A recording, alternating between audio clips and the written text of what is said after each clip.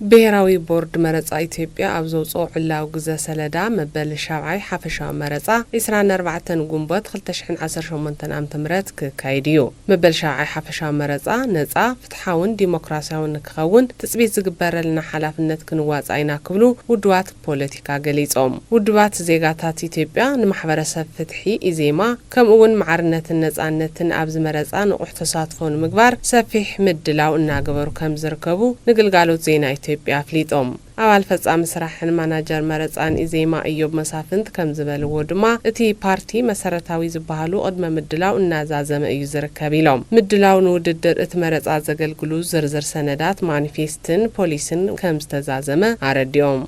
ፖሊሲዎቻችንን ከዚህ በፊት የነበሩት 42 አካባቢ ፖሊሲዎች ነበሩን ከዛ እነሱን ጨመረና ቅድም ሕዚ ካብ ዝነበሩና 42 ፖሊሲታት ሓዊስና ንመጻ መረጻን ነፋልጦም ምልዓል ንገብረሎም ፖሊሲታት ዛዚምና ሕዚ ኣብ መጻእት ጉባኤ ንሱ ናይ ምፍላጥን ምጽዳቅን ስራሕ እዩ ዝተርፈና ማኒፌስቶ መረጻ አዳሊና ኢና ኣብ 2018 ዓመተ ምህረት ኢዜማን ተመሪጹን መንግስትን ተኾይኑ ዝትግብሮም ስራሕት ዝርዝር ዘፋልጥ ማኒፌስቶ መረጻ አዳሊና ኢና ንሱውን በተመሳሳሊ አመጻ ጉባኤ ኢዜማ ጸድቅ ይኸውን ማለት እዩ ካው ቀጽሉ ድማ ሕጽያት ናይ ምምልማልን ምምዝጋብን ስራሕቲ እና ስራሕና ጸኒሕና ኢና ንሱውን ናብ ምዝዛም ገጽ እዩ ዘሎ ስንሰራ ቆይተናል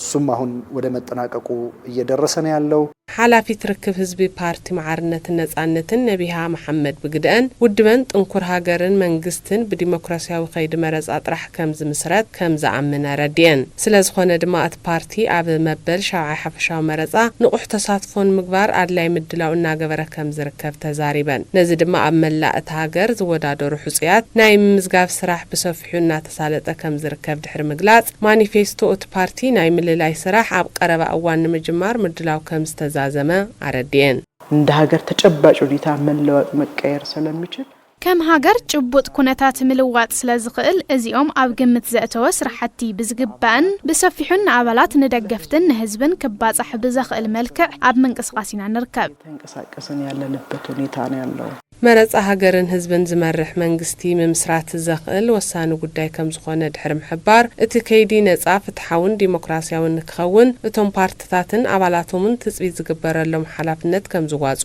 አረጋጊጾም በምርጫ ቀስቀሳውም ወቅት አምልዓል መረጻ ካብ መንጎ ዝተግበርናዮም ስራሕቲ እቲ ሓደ አካታት ዝኾነ ጉዳይ እዩ ደቂ ኣንስትዮ ጉዳት አካልን መናእሰይን ጉዳይ ብሰፊሑ ዘተሓባብር ንምምራጽ ኣብ ስራሕና ንርከብ በበላይነት የሚያስተባብር እሱን እያደረግን ያለነው